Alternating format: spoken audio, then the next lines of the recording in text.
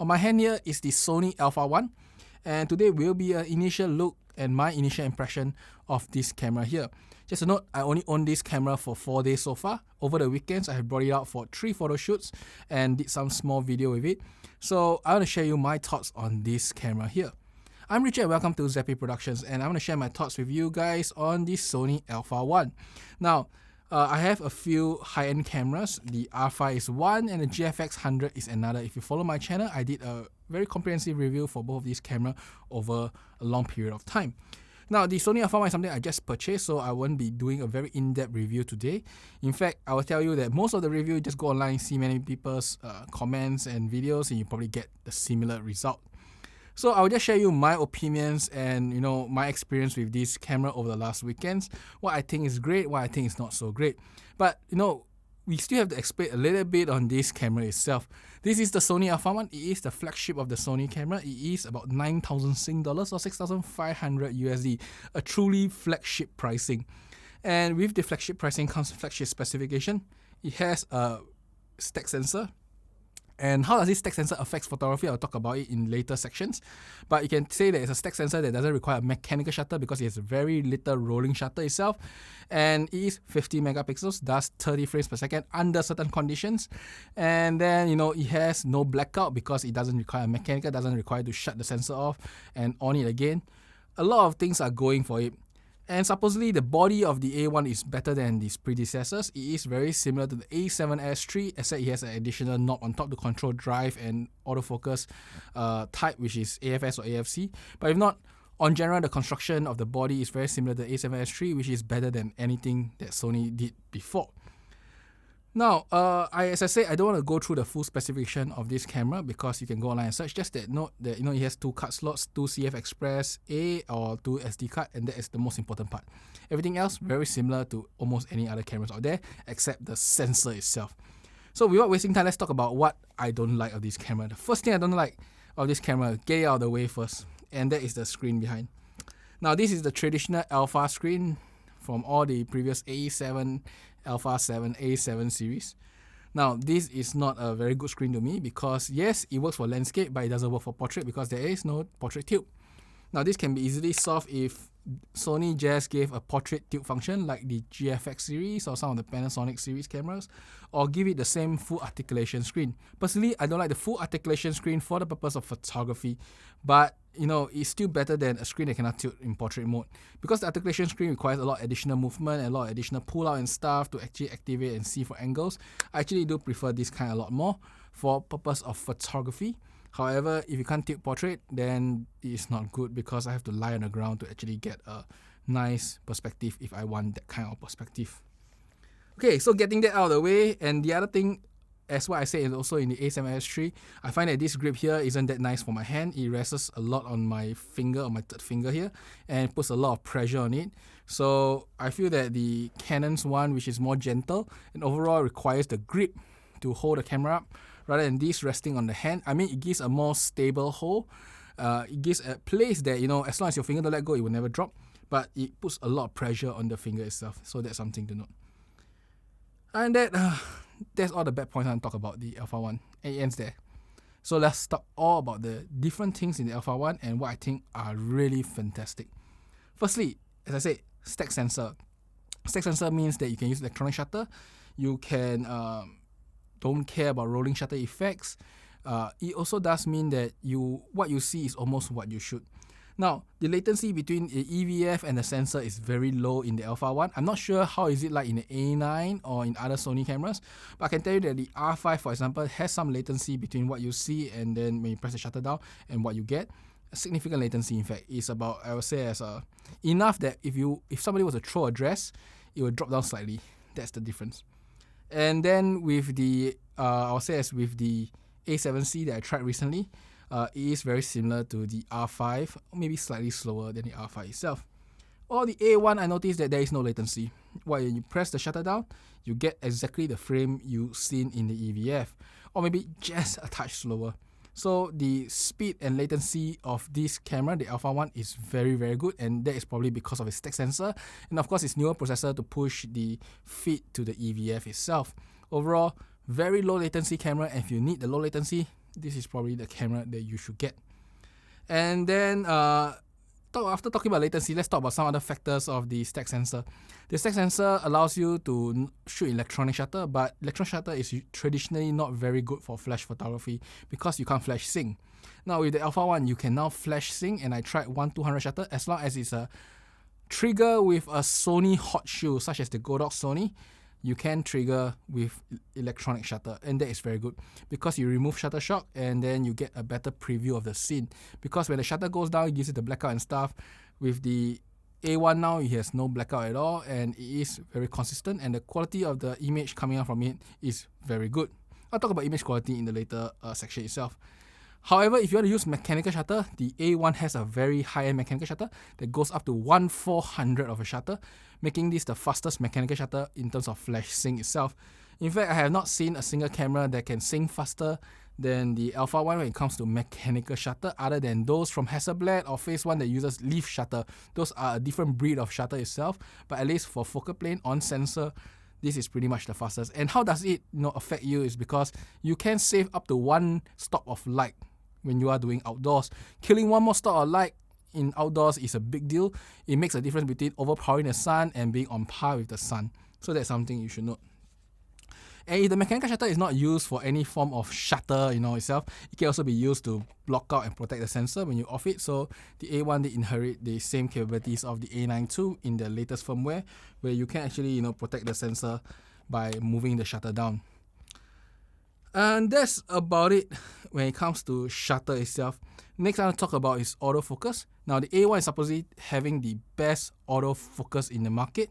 So in terms of autofocus wise, I would say as compared to the R5, I have the R5 here, and compared with any combination of lens and body, the R5, the A1 with Sony lenses that has linear moto lenses, and that is new, which is the 135GM or the 35GM. I find that the Sony setup, the Alpha 1 with those new GM lenses, are slightly more responsive and slightly quicker than the R5 with even the 2870 f2 lens itself. Just to note that both of these are talking about 1.4 lenses, and this is like f2 lens, so both of them are relatively equivalent. But the Alpha 1 seems to, I would say, has gained the initial lock and just feels more responsive in the initial get-go. Not a big deal really. I'm talking about a very slight difference. It's like you can feel it, but that's about it.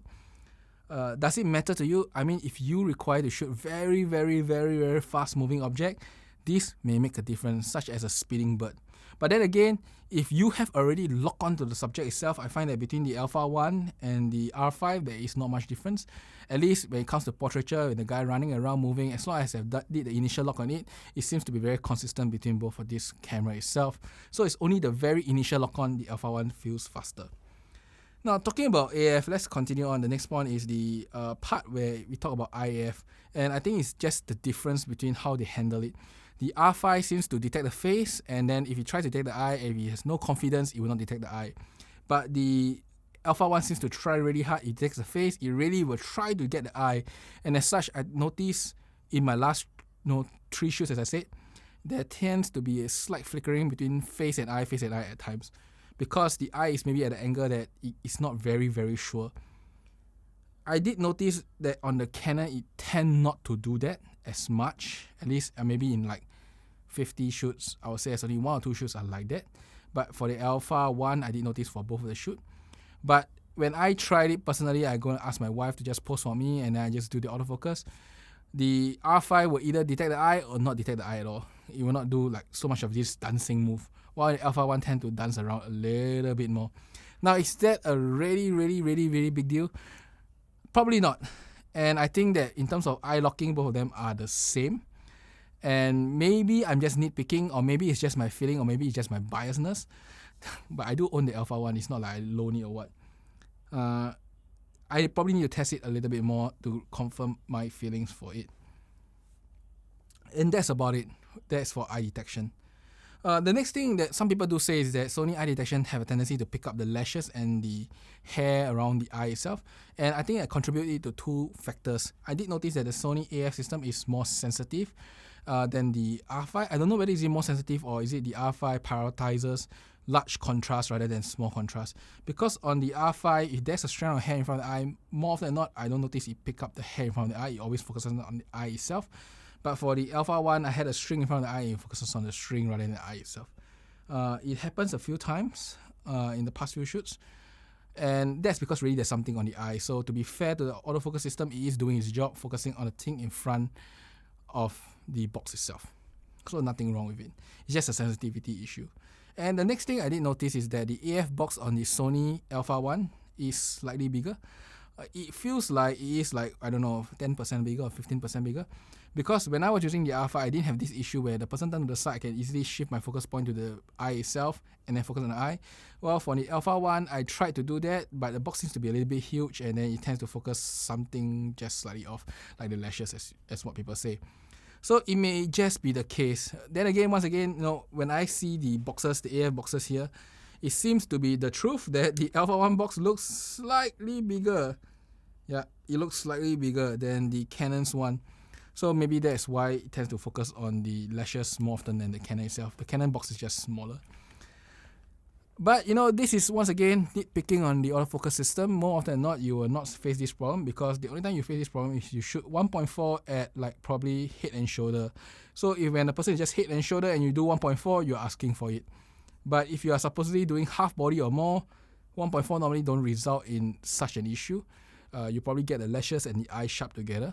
Or if you shoot full body, even more so, lashes and eye sharp together.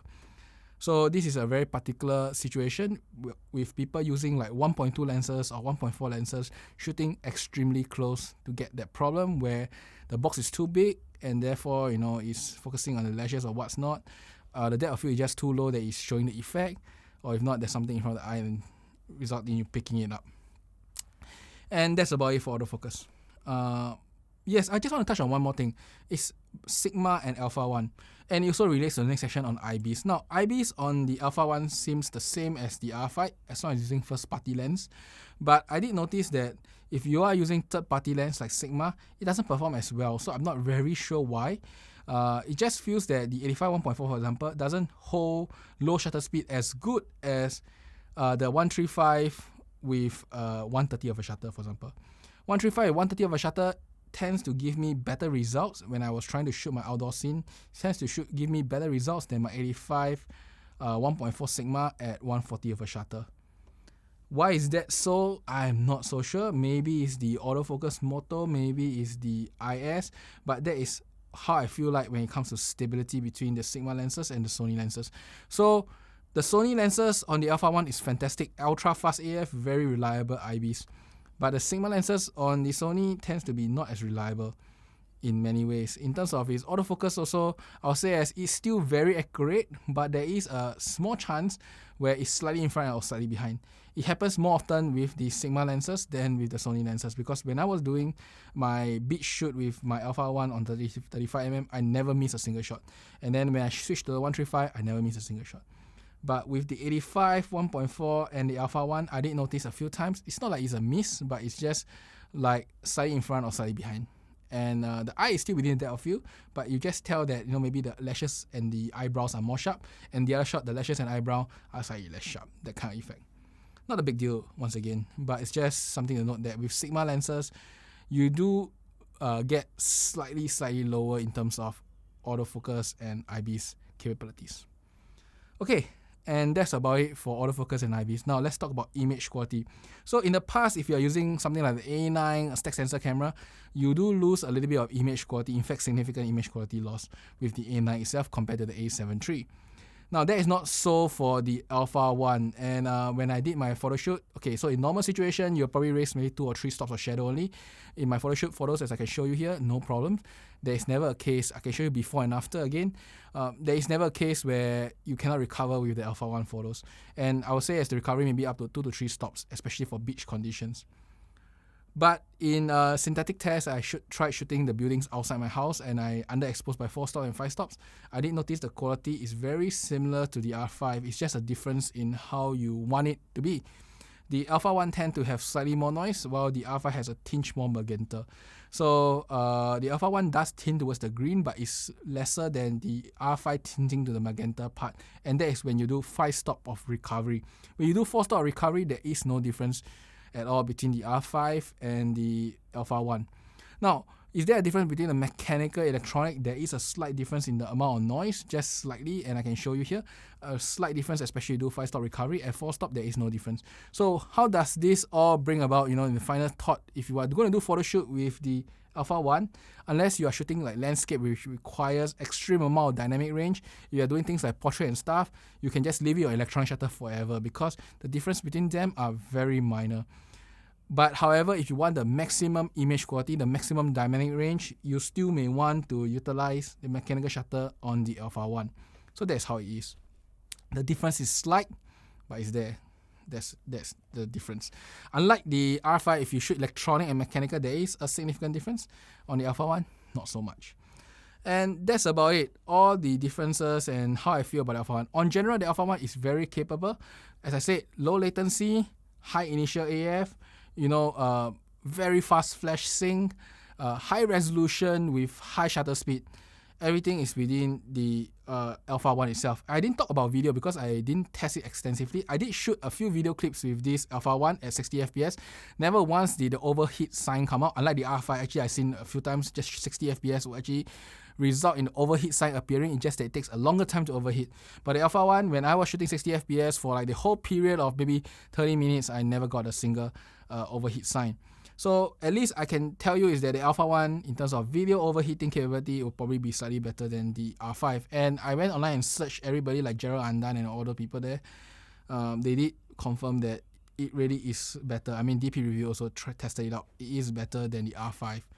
So how does all this matter in the large scale of things? The Alpha 1 is probably the most capable camera today that has maximum amount of capability within its body itself. It has the lowest latency, fastest shutter speed.